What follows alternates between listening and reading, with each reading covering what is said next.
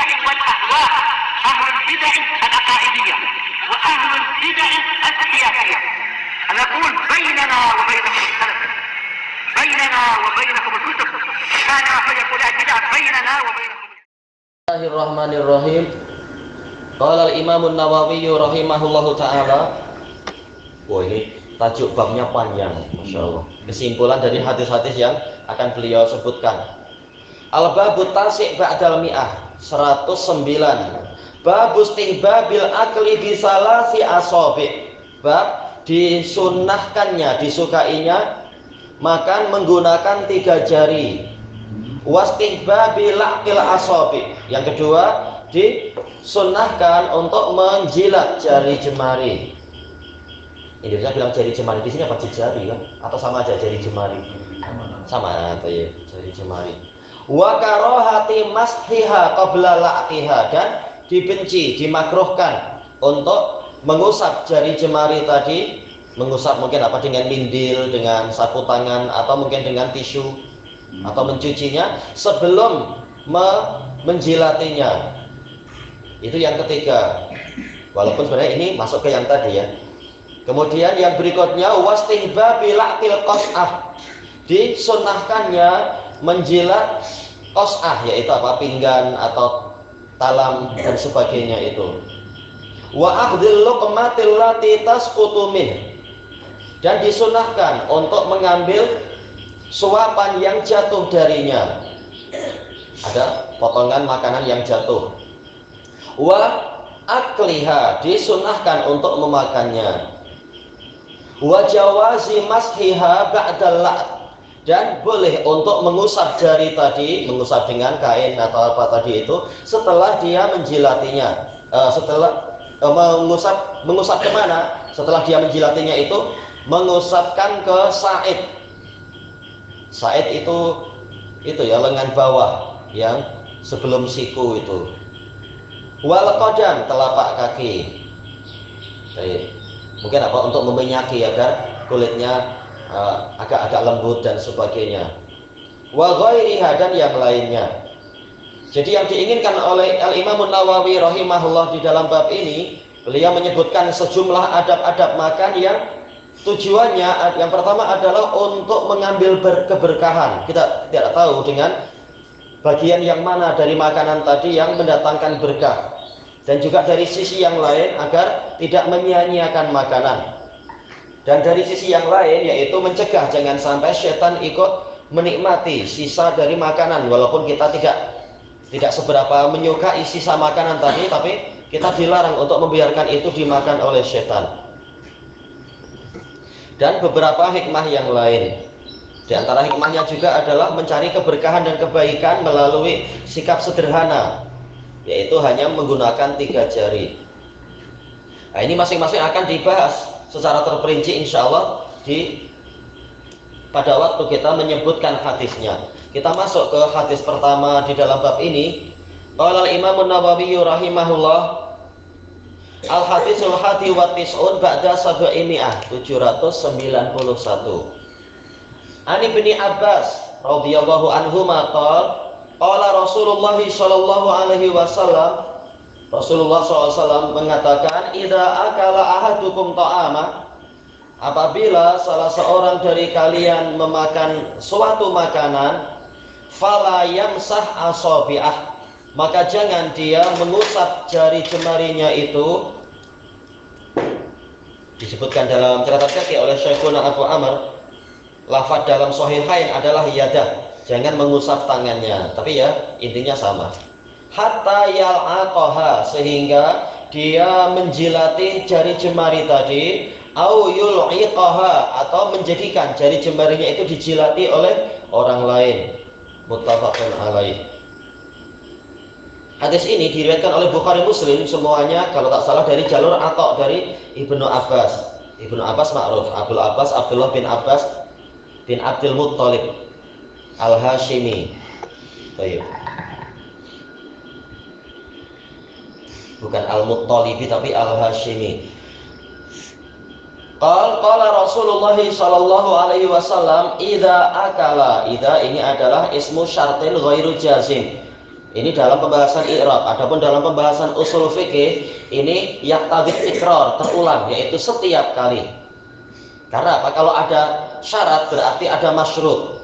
Setiap kali ada ini maka lakukanlah yang itu. Setiap kali kalian makan maka lakukanlah apa yang disebutkan berikut ini. Jadi idza di sini menunjukkan istimrar wa tikrar, terus menerus dan melakukan pengulangan. Setiap kali makan maka sunnahnya adalah yang akan disebutkan berikut itu tadi, berikut ini nanti. Apabila salah seorang dari kalian memakan makanan, bukan idza akaltum. Jadi ini bukan istilahnya apa itu, bukan fardu kifayah atau sunnah kifaiyah, tetapi ini masing-masing dari kalian mendapatkan perintah ini, perintah dan larangan. Jadi ini bukan sebagian orang melakukan ya sudah, bukan, masing-masing dari kalian. Baik. Ta'aman ini nakirah fi siyaqis syarat tufidul umum, sebagaimana dalam pembahasan usul fikih. Nakirah ta'aman berarti makanan yang mana, yang manapun, apakah dia beras atau apakah dia nasi ataukah gandum, apakah dia itu jagung atau roti barangkali atau yang lain-lain, bahkan apa kerupuk-kerupuk, ikan, ayam, semuanya masuk dalam istilah ta'aman. Baik. Karena ini bersifat umum dan karena ilahnya menunjukkan keumuman. Apabila sudah melakukan ini, apa yang dilakukan? Fala yamsah asabi'ah, maka janganlah dia mengusap jari-jarinya itu, jari jemarinya itu. Ini tentunya apa? Berdasarkan keumuman lafaz, bahwasanya keumuman tradisi makan itu adalah dengan jari jemari. Bagaimana apabila jari kita tetap bersih karena kita menggunakan apa? Sudu, menggunakan sendok kalau orang Indonesia bilang. Berarti apa ya? Sendoknya itu di mana makanan melekat di situ, itulah yang nantinya apa? Dijilat. Karena tangan kita bersih, untuk apa nanti dijilat-jilat? Nah, ini kembali ke ilahnya. Ilahnya adalah sisa makanan itu melekat di jari. Kalau ternyata sisa makanan melekat di sudu atau sendok atau mungkin pakai apa, garpu, nah maka berarti yang dijilat adalah yang mengalami apa, pelekatan sisa makanan di situ. Tangan yang bersih biar dia bersih. Ya. Kalau menggunakan stik misalkan perlu, yaitu apa, sate mungkin, satenya dijilat, janji apa, jangan tertusuk. Nanti malah masuk hospital kalau tak hati-hati. Atau sebagian apa, menggunakan pisau, kan barangkali sebagian orang boleh pisaunya dijilat, tapi hati-hati jangan sampai apa, terluka.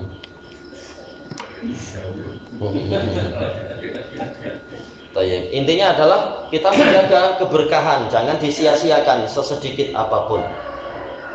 Hatta yal'aqaha, sehingga dia menjilatnya.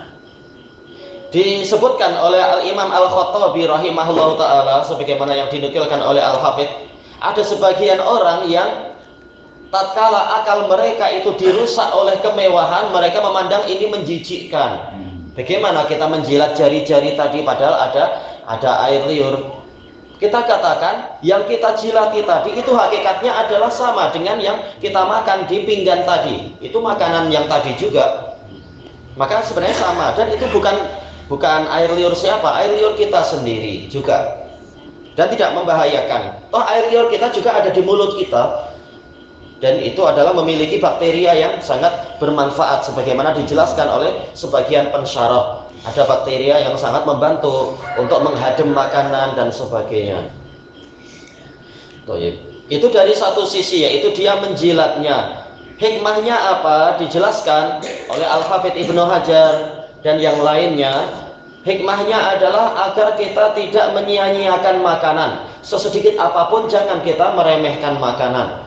Walaupun sebagian besar sudah masuk ke mulut dan masuk ke perut, tapi yang di jari juga jangan diremehkan. Buktinya Nabi menyuruh yang seperti itu, yaitu jangan dicuci dulu, jangan diusap dengan tisu atau dengan sapu tangan, tapi apa, dijilat dengan mulut. Betul-betul jangan disisakan yang namanya keberkahan itu.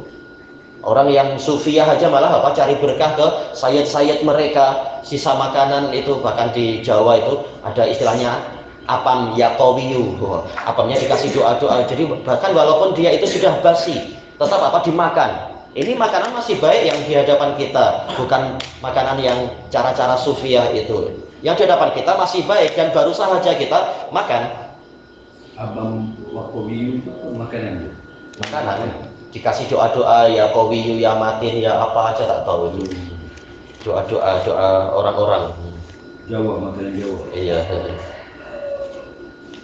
Istilahnya orang-orang sendiri yang orang Sufia, demikian pula orang Syiah, mereka mencari berkah sehabis-habisnya. Bahkan ma'ruf di Jawa dan yang di Mesir itu. Cari berkah dari apa? Kotoran syekhnya itu biasa. Na'udzubillah. Kotoran apa itu yang dari depan ataupun dari belakang. Tatkala diingatkan oleh sebagian teman kita, itu kan najis. Dia bilang untuk engkau najis, untuk kami ini coklat. Kasihan. Kalau itu coklat, kenapa syekhnya tak makan sendiri? Atau apa ya dikasih jenama apa dijual kalau memang coklat. Alhamdulillah Cadbury. Alhamdulillah syekhnya aja tak mau. Gimana kalian malah yang mau? Ini naudzubillah. Istilahnya apa? Kalau orang-orang itu saja sampai mencari berkah sampai separah itu, yang najis pun diambil berkahnya. Bagaimana dengan makanan yang baru saja kita makan? Ini sisanya, ini adalah makanan yang baik, bukan makanan yang najis-najis. Maka tak ada alasan untuk mengatakan oh ini menjijikkan, karena ini air liur kita sendiri. Ini yang pertama. Yang kedua, au yul'iqaha, atau dia menjilatkannya kepada orang lain. Al-Hafidz Al-Baihaqi rahimahullahu taala, sebagaimana Anda lihat di dalam kitab beliau Syu'abul Iman, beliau merasa ragu apakah tambahan ini adalah sahih atau tidak. Boleh jadi ini syak dari rawi, yaitu rawinya ragu ini yal'aqaha ataukah yul'iqaha. Kemudian beliau mengatakan kalau tambahan ini sahih, dua-duanya memang terpelihara, maksudnya adalah boleh jadi yaitu dijilatkan ke anaknya sendiri. Anak tak perlu merasa jijik, ini orang tuanya sendiri. Baik. Atau apa kepada pembantu atau kepada hamba sahaya dia. Baik. Atau kata beliau boleh jadi ini maksudnya adalah menjilatkannya ke lidah dia sendiri. Jadi maknanya sama dengan yal'aqaha. Baik. Intinya adalah tidak disia-siakan. Al-Hafidz Ibnu Hajar juga menukilkan ucapan Al-Baihaqi tadi, dan beliau mengatakan dua-duanya sahih, dua-duanya ada di dalam riwayat Imam Muslim. Bahkan apa? Bukhari Muslim. Ya, dalam Bukhari Muslim, yal'aqaha dan yul'iqaha. Jadi di sini bukan rawinya yang ragu, tetapi apa? Rasulullah SAW memberikan pilihan. Kita sendiri yang menjilat jari kita, atau apa? Kita jilatkan ke mungkin anak kita atau pembantu kita atau siapa. Adapun Imam Nawawi rahimahullah, seperti kebiasaan beliau memang apa? Ya, terkait dengan masalah berkah, beliau sangat bersungguh-sungguh sampai beliau mengatakan boleh juga disuruh apa murid yang menjilat, karena biasanya murid meyakini gurunya penuh berkah. Ini Imam Nawawi ada biasa dapat tambahan dari guru-guru sufiah beliau rahimahullah. Baik, tak masalah, yang penting apa? Murid jangan dipaksa, jilat. Kalau tak engkau dapat nilai Z. Oh, kasihan muridnya itu. Kenapa bukan kita sendiri yang menjilat? Karena hakikatnya Nabi menyuruh kita sendiri yang menjilat jari kita. Murid disuruh mengikuti sunnah Nabi, menjilat jarinya sendiri. Intinya apa? Bahkan yang di tangan kita yang sekedar menempel itu jangan disia-siakan, boleh jadi ada berkah di situ. Yang kedua yaitu jangan sampai justru berkahnya itu dimakan oleh setan, dijilat oleh setan. Na'udzubillah. Lebih ringan kita jilat sendiri daripada dijilat oleh setan. Terkadang yang dapat berkahnya adalah apa? Tikus. Seperti di sebagian riwayat, tahu-tahu apa? Malah tikusnya yang menggigit jari orang. Akhirnya malah dia yang sakit, dia yang terluka dan seterusnya. Baik. Mana tadi? Oh, di sini. Disebutkan oleh Al-Hafidz Ibnu Daqiq Al-Id Al-Misri rahimahullahu taala, sebagaimana dinukilkan oleh Imam Ibnu Hajar rahimahullah, ilahnya itu telah disebutkan dalam riwayat-riwayat yang lain yang nanti akan kita lewati dalam Riyadhus Shalihin ini. Fa innakum la tadruna fi ayyi ta'amikumul barakah, karena kalian tidak tahu di bagian mana dari makanan kalian yang mengandungi berkah. Mungkin yang menempel di pinggan, mungkin yang menempel di jari, mungkin yang sudah masuk mulut. Tatkala kita tidak tahu, berarti apa? Semuanya saja kita habiskan. Toh memang dia dimasak untuk dihabiskan oleh kita atau orang yang di majelis itu. Dan ini tidak termasuk di dalam apa? Sikap rakus, karena sekedar yang menempel di jari paling berapa? Sikit aja, tak sampai 1 kilo. Nempel di jari aja itu. Dan memang kita dilarang untuk merasa tidak lagi memerlukan berkah dari Allah. Berkahnya Syekh saja orang banyak mencari. Kenapa? Untuk berkahnya Allah malah banyak yang tidak peduli. Sebagaimana di dalam hadis yang diriwayatkan oleh Imam Bukhari Muslim dari Abi Hurairah radhiyallahu anhu. Hadis siapa itu tentang mandinya Nabi Ayub. Di akhir hadis Nabi Ayub mengatakan, la ghina li an barakatik. Saya tidak pernah merasa tidak perlu kepada berkahmu ya Allah. Jadi walaupun Nabi Ayub kaya, tapi tatkala datang tambahan rezeki, beliau langsung mengambilnya, karena ini adalah keberkahan. Yang penting apa? Itu rezeki milik dia, bukan milik orang lain. Jadi intinya adalah yaitu tidak meremehkan sekecil apapun makanan yang ada.